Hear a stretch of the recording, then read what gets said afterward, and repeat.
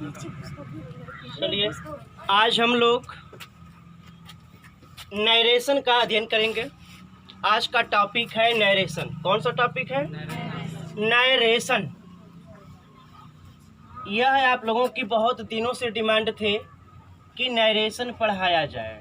कौन सा topic? Narration. Narration को समझने के लिए बहुत ध्यान से समझिएगा, क्योंकि यह अपने आप में बहुत डिफ़िकल्ट टॉपिक है। अगर समझ लिए तो आसान है, और नहीं समझे तो मैथ से भी हार्ड होगा, क्योंकि इसमें स्टेप बाय स्टेप परिवर्तन होता है, और जहाँ परिवर्तन होता है वहाँ समझना बड़ा मुश्किल होता है। इसलिए ध्यान से समझिएगा। हम इसको एकदम इजी से इजी बना करके समझाने की कोशिश करेंगे। जहाँ भी परिवर्तन होगा उस परिवर्तन को हम बताएंगे स्टेप वाइज, ठीक है। पहले इससे संबंधित जो नरेशन है, कुछ शब्द हैं, डिफिनीशन जिसको समझ लीजिए, किसका क्या नाम है, किसका क्या नाम है। यहाँ आपको लिखा हुआ है नरेशन। नरेशन जो है नैरेट से बना है। किससे बना है? नैरेट से। और नैरेट मीन्स होता है भाषण देना, स्पीच देना। क्या होता है? भाषण देना, स्पीच देना। आप जो भी बात कुछ बोलते हैं, कहते हैं, या हम जो कुछ कह रहे हैं, बोल रहे हैं, वो क्या चीज़ है? स्पीच ही तो है। कोई किसी चीज़ पे स्पीच देता है, कोई किसी तथ्य पे स्पीच देता है। हम यहाँ आपके सामने नरेशन पर स्पीच दे रहे हैं। तो जो कुछ हम जुबान से बोल रहे हैं वह स्पीच ही है। अब इस शब्दों को, जो बोले हुए शब्द हैं, दो प्रकार से आप व्यक्त कर सकते हैं, दो प्रकार से कह सकते हैं। वो कौन से प्रकार हैं? जैसे मान लेते हैं कि हम कोई बात आपसे कह दिया। अगर हमारी बात को आप किसी थर्ड व्यक्ति से कह रहे हैं, लेकिन सेम टू सेम आवाज़ का मतलब कि जो शब्द हम उच्चारित किए हैं, बोले हैं, सेम वही आवाज़, उसमें आपने कोई परिवर्तन अपनी तरफ से नहीं किया, तो वह एक कथन हो गया।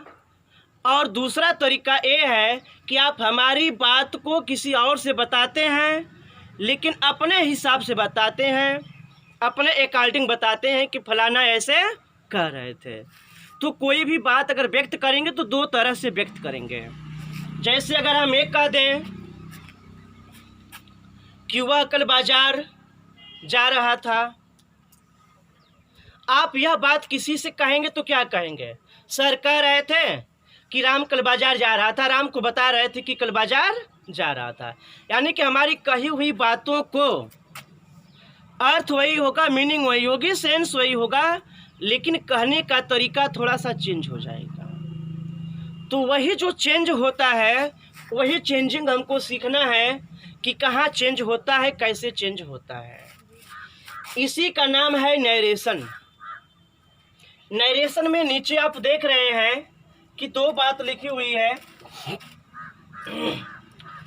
कुछ वर्ड लिखे हुए हैं। एक है डायरेक्ट स्पीच और दूसरा है इनडायरेक्ट स्पीच। डायरेक्ट स्पीच क्या है, इनडायरेक्ट स्पीच क्या है? अगर आप हमारी बातों को सेम टू सेम वैसे ही किसी से कह रहे हैं तो वह डायरेक्ट स्पीच होगा, लेकिन अगर उसको अपने हिसाब से बदल करके कह रहे हैं तो वह इनडायरेक्ट स्पीच होगा। एग्जाम्पल के माध्यम से समझ लेते हैं। यह जो आपका क्वेश्चन दिया हुआ है, Ram says to me he is reading the Ramayana in the room। Ram मुझसे कहता है, राम मुझसे कहता है, he is reading the Ramayana in the room। वह कमरे में रामायण पढ़ रहा है। यह आपका क्वेश्चन है, ये आपका क्वेश्चन है। इस क्वेश्चन का नाम है डायरेक्ट स्पीच। क्या नाम है? Direct speech. Direct speech.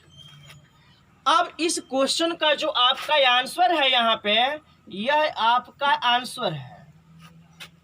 इस आंसर को हम कहेंगे इनडायरेक्ट स्पीच। क्या कहेंगे?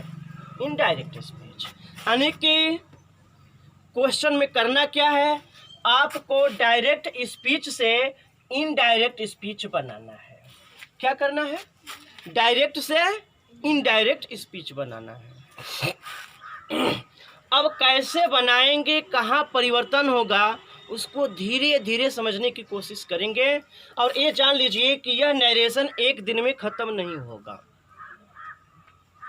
कम से कम 3 घंटा कंटिन्यूअस अगर चलेंगे तो 50% समझ पाएंगे। अगर आपका माइंड बहुत फास्ट काम कर रहा है तो नहीं तो 25% समझ में आएगा।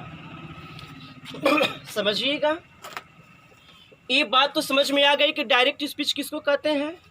ये जो ऊपर वाला है राम सेज टू मी, यहाँ से यह पूरा यहाँ से ले करके यहाँ तक डायरेक्ट स्पीच है, और जो इसका रिजल्ट है, आंसर है, यह इनडायरेक्ट स्पीच कहलाता है। तो आपका नरेशन कितने तरह का हो गया, एक डायरेक्ट हो गया और एक इनडायरेक्ट हो गया। कहने का तरीका कितने हो गए हैं? 2। एक आपने हमारी बात को डायरेक्ट कह दिया और दूसरा तरीका आपने इनडायरेक्ट कहा, अर्थात उसको बदल करके कहा। अब कैसे आप बदल रहे हैं, कहाँ कहाँ बदल रहे हैं, यही सीखना है नरेशन में। अब जो आपका डायरेक्ट स्पीच है, इस डायरेक्ट स्पीच में कुछ आपको नाम मिलेंगे। उन नामों को हम बता दे रहे हैं कि किसका क्या नाम होता है, उस नाम को समझिएगा।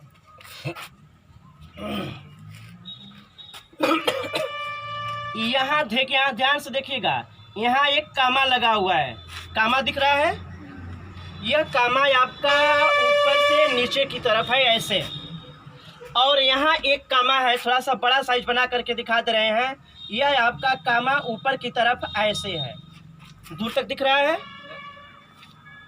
यहाँ कामा है, इस कामा को ऊपर से नीचे की तरफ बनाया गया है, लेकिन डबल है। क्या है? डबल है। यहाँ ऊपर की तरफ है और यहाँ यह कामा नीचे की तरफ है। यह जो आपका दोनों कामा बन रहा है, इस कामा का नाम है डबल इन्वर्टेड कामाज। क्या नाम है? Double inverted commas. कामा है, यह है, कामा है ना, लेकिन कई ठो कामा है तो कामाज हो गया, प्लूरल हो गया। डबल है तो डबल नाम कर दिए। ये कामा के बीच में क्लोजिंग है, बंद है, तो इन्वर्ट हो गया। ठीक ना, इन्वर्टेड यानी कि बंद, तो डबल इन्वर्टेड कामाज। क्या नाम है? Double inverted commas. अब यह जो सिंगल कामा यहाँ पे आप दिख रहा है, यह है आपका सिंगल कामा, जानते ही हैं। अब ध्यान दीजिएगा, यह जो सिंगल कामा है, इस सिंगल कामा के पहले जो भी कुछ लिखा होगा, सिंगल कामा के पहले या इन्वर्टेड कामा के बाहर, सिंगल कामा के पहले या इन्वर्टेड कामा के बाहर, हम दोनों बात क्यों बता रहे हैं? यहाँ ये चीज़ जो है कामा से पहले है, लेकिन लिखने का एक तरीका और होता है। डबल इन्वर्टेड कामा को हम पहले लिख देते हैं और इसको उठा करके लास्ट में कर देते हैं। कैसे? समझ लीजिएगा। He is reading the Ramayana. He is reading the Ramayana in the room. क्या लिखा है? He is reading the Ramayana in the room. यह पूरी बात डबल इन्वर्टेड कामा में क्लोज है कि नहीं है? क्लोज है। अब इधर वाला जो भाग है, इसको हम उठा करके इसके आगे लिखेंगे। जब इसको आगे लिखेंगे हम, तो कैसे लिखेंगे? राम सेज टू मी, यहाँ पर फुल स्टॉप हो गया। तो अब बताइए कि आप ये कहेंगे कि सर जो बताए थे सिंगल कामा के पहले जो होगा, वह जो होगा आपका दूसरा नाम होगा और इसका नाम दूसरा होगा। तो यहाँ तो सिंगल कामा है, यही नहीं है। दिख रहा है सिंगल कामा कहीं? नहीं दिख रहा है। इसीलिए बताए हैं कि डबल इन्वर्टेड कामा के बाहर, कहाँ? डबल इन्वर्टेड कामा के बाहर जो कुछ होगा उसका नाम अलग होगा। ठीक, क्या नाम होगा उसको छोड़ दीजिए। इसमें आपको वर्ब मिल रही है क्या? इसका पूरा नाम है रिपोर्टिंग वर्ब बोलते हैं इसको, रिपोर्टिंग स्पीच कहते हैं। क्या कहते हैं? Reporting speech. तो बताइए इसका नाम क्या होगा?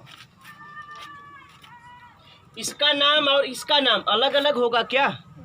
एक ही नाम है। क्या नाम है? Reporting speech.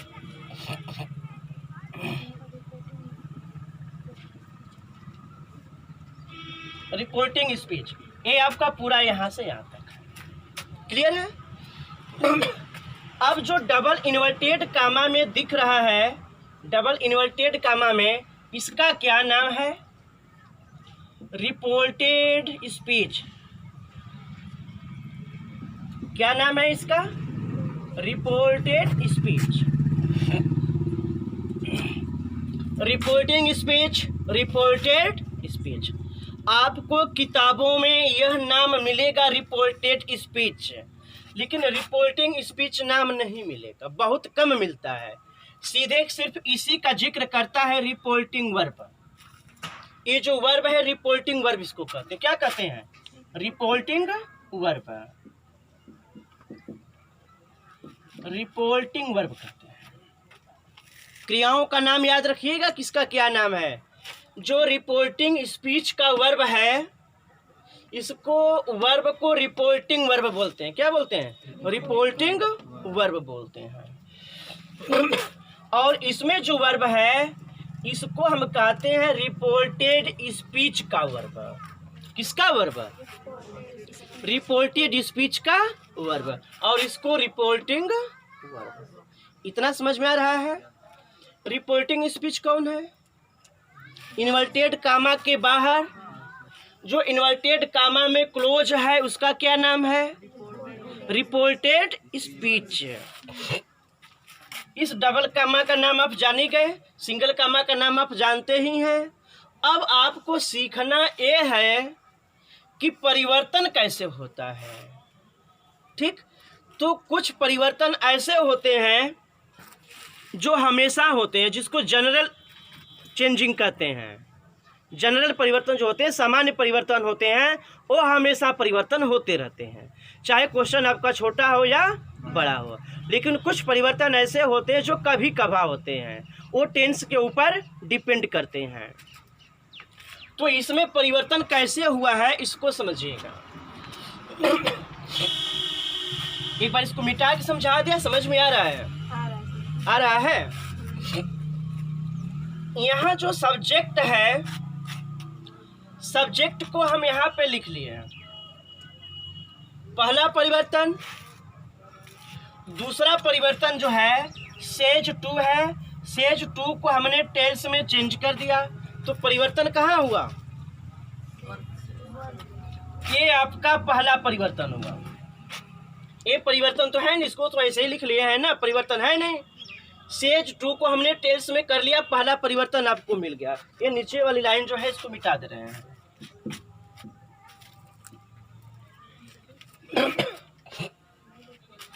दूसरा परिवर्तन देखिएगा, इसको थोड़ा सा नीचे कर दें क्या? चलिए रहने दीजिए। राम को हमने लिख लिया। यहाँ जो वर्ब है, इस वर्ब को हमने टेल्स में बदल लिया। इसके बाद जो यह ऑब्जेक्ट है, ऑब्जेक्ट को हमने लिख लिया।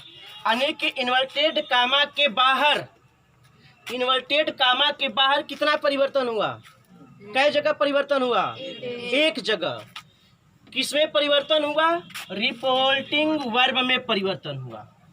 यही ना? यह सिर्फ हमेशा टेल्स ही नहीं रहेगा, यह कभी टेल्स होगा, कभी टोल्ड होगा, कभी आर्डर होगा, कभी रिक्वेस्ट होगा। कब क्या होगा यह बात आपको आगे बताई जाएगी। पहले सामान्य नियम समझिए। यह जो आपका कामा दिया हुआ है,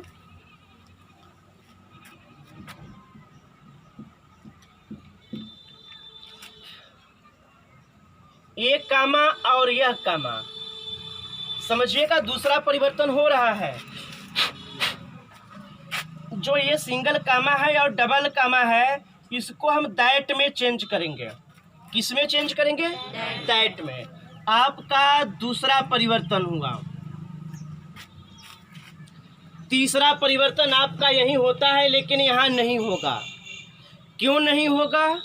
हम वैसा लिखे ही नहीं है कि परिवर्तन हो। आगे परिवर्तन इस वर्ब में भी होता है। जब आके आप पढ़ेंगे तो ये कौन सा टेंस है? प्रेजेंट कंटिन्यूअस है। जब थोड़ा सा आगे बढ़ेंगे तो यह आपको पास्ट कंटिन्यूअस में मिलेगा, लेकिन अभी पास्ट कंटिन्यूअस में नहीं ले जा रहे हैं। आगे जैसे है उसको वैसे ही लिख लीजिए। यहाँ से इसको हटा देंगे, सिर्फ फुल स्टॉप लगाएंगे। तो परिवर्तन आपको कितनी जगह मिला? दो जगह परिवर्तन मिला। क्वेश्चन बिल्कुल इजी लिखा गया है ताकि आपको समझ में आए। पहले सामान्य नाम उसका। एक एग्जाम्पल हम और लिखते हैं, उसको देखिएगा क्या है। आपका दूसरा क्वेश्चन है, Seema said to him I am eating food. Seema उससे कही, क्या कही? मैं भोजन खा रही हूँ। सीमा उसे क्या कही? मैं भोजन खा रही हूँ। अब इसको बदलना है, देखिए कैसे बदल रहा है। सबसे पहले आप सीमा को लिख लीजिए। लिख लिए। अब यह सेड टू को हम चेंज कर रहे हैं टोल्ड में। किस में चेंज हो गया? टोल्ड में चेंज हो गया। जो आपका ऑब्जेक्ट हिम है, हिम को उतार लीजिए वैसे ही। और यह जो आपका कामा है, सिंगल और डबल इन्वर्टेड कामा, इसको हम दैट में चेंज करेंगे। किस में चेंज करेंगे? दैट में चेंज करेंगे। अब दैट में चेंज करने के बाद यहाँ आपको आई मिल रहा है क्या? आई मिल रहा है। आई को हम चेंज कर देंगे तो आई चेंज हो जाएगा तो सी हो जाएगा। क्या हो जाएगा? सी हो जाएगा। यह सी कैसे हो गया अभी हम इसको समझाएंगे। देखिए कहाँ कहाँ परिवर्तन हो रहा है। एक परिवर्तन यहाँ, दूसरा परिवर्तन यहाँ, यहाँ तीसरा परिवर्तन हो गया। 3 जगह। आई एम ईटिंग है, इसको हम चेंज कर देंगे वाज ईटिंग में। किसमें? Was eating food. हो गया। यह जो आपका टेंस था प्रेजेंट कंटिन्यूअस में था, लेकिन हो गया पास्ट कंटिन्यूअस में। 4 जगह चेंज है। कितनी जगह परिवर्तन हो गया? 4 जगह परिवर्तन हो गया। अभी और परिवर्तन होंगे, कई जगह परिवर्तन होगा, लेकिन हम उसको बड़ा नहीं किए हैं, क्योंकि एक ही बार अगर 1 कुंटल का पीठ पे लाद दिया जाएगा तो लेकर के ढह जाएंगे। इसलिए थोड़ा थोड़ा परिवर्तन दिखा रहे हैं। यहाँ परिवर्तन इतना दिख रहा है। ये बताइए कि यह टोल्ड क्यों हो गया? क्या रीजन है? इसको तो मान लेते हैं कि दैट में चेंज करते हैं, दैट हो गया। लेकिन आने वाले समय में हमेशा दैट ही नहीं रहेगा, यह भी बदलेगा। कब बदलेगा वो सारी बात आपको बताई जाएगी। अभी आई को हमने चेंज कर दिया सी में। कैसे चेंज हो गया? आई एम कंटिन्यूअस, जो आई एम ईटिंग है कंटिन्यूअस में, प्रेजेंट का है, इसको हमने चेंज कर दिया पास्ट का कंटिन्यूअस। इसके बाद हमने फूड को लिख लिया। इतना परिवर्तन हुआ। कुछ समझ में आया परिवर्तन कहाँ से क्यों कैसे हो रहा है? नहीं हो रहा है ना? पहले आप इसको नोट करिए, इसके बाद परिवर्तन कैसे हो रहा है, कहाँ कहाँ परिवर्तन होगा, वो सारा परिवर्तन हम समझा रहे हैं। आप इतना पहले नोट करिए, नोट करिए, जल्दी से नोट करिए। सब किसका क्या नाम है, किसका क्या नाम है, नोट करिए।